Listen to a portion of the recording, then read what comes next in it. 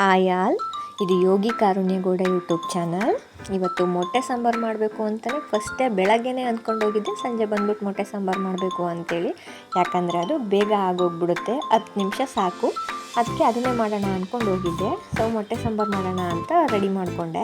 ಇಲ್ಲಿ ಏನೇನು ಹಾಕ್ಕೊಂಡೆ ಅಂದರೆ, ಒಂದು ಈರುಳ್ಳಿ, ಒಂದು ಟೊಮ್ಯಾಟೊ, ಒಂದು ಸ್ವಲ್ಪ ತೆಂಗಿನಕಾಯಿ, ಒಂದು 7-8 ಎಸಳು ಬೆಳ್ಳುಳ್ಳಿ, ಸ್ವಲ್ಪ ಶುಂಠಿ, 2 ಹಸಿಮೆಣಸಿನ್ಕಾಯಿ, ಮತ್ತು ಖಾರದ ಪುಡಿ ಹಾಕ್ತೀನಿ ಅದಕ್ಕೋಸ್ಕರ, ಮತ್ತು ಸ್ವಲ್ಪ ಪುದೀನ ಸೊಪ್ಪು, ಸಾಂಬಾರು ಪುಡಿ ಮತ್ತು ಖಾರದ ಪುಡಿ. ಇದು ಖಾರದ ಪುಡಿ, ಧನಿಯಾ ಪುಡಿ. ಇದು ಬೇಳೆ ಸಾಂಬಾರು ಪುಡಿ ಥರ ಅಲ್ಲ.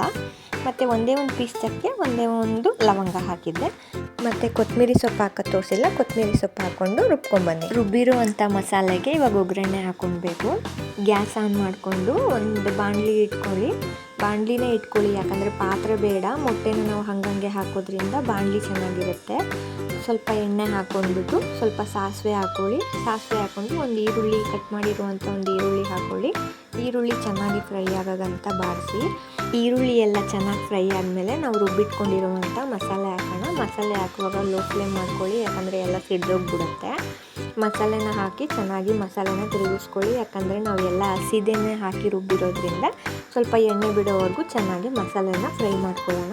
ಇದೆಲ್ಲ ಚೆನ್ನಾಗಿ ಒಂದು 10 ನಿಮಿಷ ಚೆನ್ನಾಗಿ ಕುದಿಬೇಕು. ಇದು ಅಂದರೆ ಫ್ರೈ ಮಾಡ್ಕೋಬೇಕು ಚೆನ್ನಾಗಿ, ಎಣ್ಣೆ ಎಲ್ಲ ಬಿಡೋ ಗಂಟ. ಯಾಕಂದರೆ ಎಲ್ಲ ಹಸಿದೆ ಹಾಕಿದ್ದೀವಲ್ಲ, ಸ್ವಲ್ಪ ಎಣ್ಣೆಲಿ ಚೆನ್ನಾಗಿ ಫ್ರೈ ಆದರೆ ಟೇಸ್ಟ್ ಚೆನ್ನಾಗಿರುತ್ತೆ ಅಂತೇಳಿ ನಾನಿಲ್ಲಿ ಇಬ್ಬರಿಗೆ ಆಗುವಷ್ಟು ಮಾಡ್ಕೊತಾ ಇದ್ದೀನಿ. ಅದಕ್ಕೆ ಸ್ವಲ್ಪ ಚಿಕ್ಕದು ಒಂದು ಮಿಳ್ಳೆ ಅಂತಾರೆ, ಅದರಲ್ಲಿ ಒಂದು ಮಿಳ್ಳೆ ನೀರು ಹಾಕ್ಕೊಂಡಿದ್ದೀನಿ. ನಿಮ್ಗೆ ಎಷ್ಟು ಬೇಕೋ ಅಷ್ಟು ನೀರು ಹಾಕ್ಕೊಳ್ಳಿ. ಮತ್ತು ನೀರು ಹಾಕ್ಕೊಂಡ್ರೆ ಸ್ವಲ್ಪ ಮಸಾಲೆ ಕ್ವಾಂಟಿಟಿನ ಜಾಸ್ತಿ ಮಾಡಿಕೊಂಡು ನೀರು ಹಾಕ್ಕೊಳ್ಳಿ. ನಮಗೆ ಇಲ್ಲಿ ಇಬ್ಬರಿಗೆ ಸಾಕು. ಇದು ರುಚಿಗೆ ಎಷ್ಟು ಬೇಕೋ ಅಷ್ಟು ಉಪ್ಪು ಹಾಕ್ಕೊಂಡ್ಬಿಟ್ಟು ಚೆನ್ನಾಗಿ ಮಸಾಲೆ ಮಳ್ಳೋದಕ್ಕೆ ಬಿಡಿ. ಅದು ಚೆನ್ನಾಗಿ ಕುದೀತಾ ಇರಬೇಕು. ಅದು ಕುದೀತಾ ಇರುವಾಗಲೇ ನಾವು ಮೊಟ್ಟೆನ ಹೊಡೆದಾಕೋಬೇಕು. ಅದೇನು ಮೊಟ್ಟೆ ಏನು ಕೆಳಗಡೆ ಹೋಗಿ ಅಂಟ್ಕೊಳ್ಳೋದಿಲ್ಲ. ಮೊಟ್ಟೆ ನಾವು ಒಂದೊಂದು ಹಂಗಂಗೆ ಬಿಡೋದ್ರಿಂದ ಒಂದು ಲೋಟದಲ್ಲಿ ಮೊಟ್ಟೆ ಹೊಡೆದಾಕೊಂಡ್ಬಿಟ್ಟು ಕರೆಕ್ಟಾಗಿ ನೋಡಿಬಿಟ್ಟು ಗ್ಯಾಪ್ ನೋಡಿಬಿಟ್ಟು ಮೊಟ್ಟೆನ ಹಾಕ್ಕೊಳ್ಳಿ. ನಾನಿಲ್ಲಿ ಒಂದು 6 ಮೊಟ್ಟೆ ತೊಗೊಂಡಿದ್ದೆ. 6 ಮೊಟ್ಟೆನೂ ಕೂಡ ಹಾಕ್ಕೊಂಡಿದ್ದೀನಿ. ಮೊಟ್ಟೆ ಹಾಕಿದ ತಕ್ಷಣ ಸ್ಪೂನ್ ಹಾಕ್ಬಿಟ್ಟು ಕಲಕಬೇಡಿ. ಮೊಟ್ಟೆ ಅದು ಹಾಗೆ ಇರಲಿ, ಅದೇನು ತಳಗೆ ಅಂಟ್ಕೊಳ್ಳೋದಿಲ್ಲ. ಒಂದು 5 ನಿಮಿಷ ಅದು ಚೆನ್ನಾಗಿ ಕುದೀಲಿ. ಆದಮೇಲೆ ನಿಮ್ಗೆ ಗೊತ್ತಾಗುತ್ತೆ ಮೊಟ್ಟೆ ಎಲ್ಲ ಮೇಲ್ಗಡೆ ಬರ್ತಾ ಇರೋದು. ಆವಾಗ ಬೇಕಾದ್ರೆ ಅದು ಎತ್ಬಿಟ್ಟು ನೋಡಿ. ಅದು ಮುಂಚೆನೇ ಎತ್ಬಿಟ್ರೆ ಒಳಗಡೆ ಭಂಡಾರ ಇರುತ್ತಲ್ಲ, ಅದೆಲ್ಲ ಬಂದ್ಬಿಡುತ್ತೆ, ಒಡೆದೋಗ್ಬಿಡುತ್ತೆ ಒಳಗಡೆ. ಅದಕ್ಕೆ ಆಮೇಲೆ ಒಂದು 10 ನಿಮಿಷ ಮುಚ್ಚಿಟ್ಬಿಟ್ಟು ಚೆನ್ನಾಗಿ ಬೇಯಿಸಿ. ಆಮೇಲೆ ಈ ಥರ ಬಂದಿರುತ್ತೆ ಅದು.